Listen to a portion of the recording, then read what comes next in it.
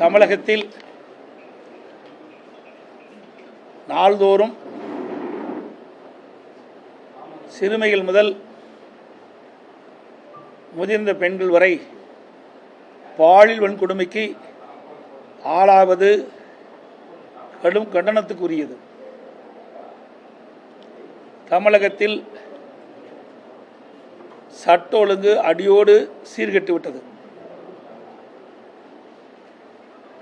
இன்றைக்கு தொடர்ச்சியாக பள்ளியில் சிறுமிகளுக்கு ஆசிரியர்களால் பாலியல் வன்கொடுமை ஒரு தொடர்கதையாக இருக்கின்றது. கிருஷ்ணகிரியில் 3 ஆசிரியர்கள் ஒரு பள்ளி சிறுமிக்கு பாலியல் தொந்தரவு கொடுத்துள்ளார். உண்மையிலேயே அதிர்ச்சிக்குள்ளாகி இருக்கின்றன. அதேபோல கடலூர் மாவட்டம் நெல்லிக்குப்பம் பள்ளி விடுதியில் 9ஆம் வகுப்பு படிக்கின்ற மாணவி மர்மமான முறையிலே இறந்துள்ளார். அதோடு மணப்பாறை ஒரு பள்ளியிலே 2 மாணவிகளுக்கு அந்த பள்ளியில் இருக்கின்ற நிர்வாகிகள் பாலியல் தொந்தரவு கொடுத்துள்ளார்கள். எல்லா ஊடகத்திலும் பத்திரிகையிலும் வந்து அதிர்ச்சி உள்ள ஒரு செய்தி.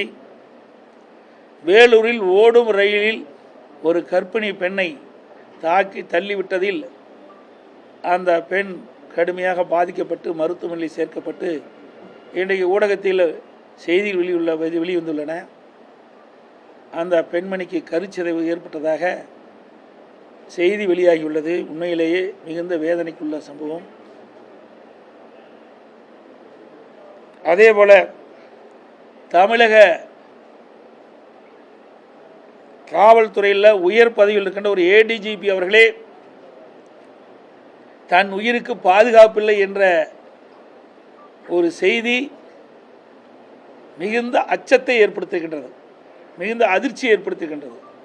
ஒரு ஏடிஜிபி அவர்களே இப்படிப்பட்ட அறிக்கை வெளியிடுகின்ற பொழுது, இப்படி தகவல் ஊடகத்தின் வாயிலாக பத்திரிகையின் வாயிலாக வெளிவருகின்ற பொழுது சாதாரண மக்களுக்கு என்ன பாதுகாப்பு இருக்கும் என்பதை மக்கள் அச்சப்படுகின்றார்கள். அந்த அளவுக்கு ஒரு திறமையற்ற அரசாங்கம் இன்றைக்கு செயல்பட்டு கொண்டிருப்பது வேதனை அளிக்கின்றது.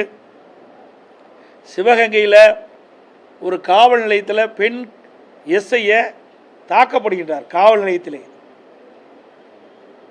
நமக்கு பாதுகாப்பு கொடுக்கக்கூடிய காவல்துறைக்கு இந்த நிலை என்றால் பொதுமக்களுக்கு யார் பாதுகாப்பு கொடுப்பது? அப்படி ஒரு அலங்கோல ஆட்சி திரு ஸ்டாலின் மாடல் ஆட்சியிலே நடைபெற்றுக் கொண்டிருக்கின்றது. இதையெல்லாம் இந்த அரசுக்கு அவ்வப்போது ஊடகத்தின் வாயிலாக பத்திரிகையின் வாயிலாக வலைதளம் மூலமாக நான் வெளிப்படுத்தி கொண்டிருக்கின்றேன். அதையெல்லாம் கவனத்தில் எடுத்திருந்தால் கூட, அதுக்குண்டான நடவடிக்கை எடுத்திருந்தால் கூட இப்படிப்பட்ட சம்பவம் நடைபெறாமல் தவிர்த்திருக்கலாம்.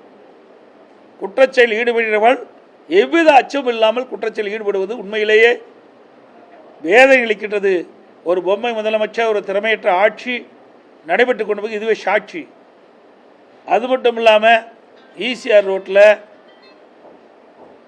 ஒரு கட்சி கொடியோட பெண்கள் சென்ற காரை அவர் வழிமறித்து துரத்துவது எல்லா தொலைக்காட்சியில் நாங்கள் பார்த்தோம். இப்படி தொடர் சம்பவம் தமிழகத்தில் நடைபெற்றுக் கொண்டிருக்கிறது.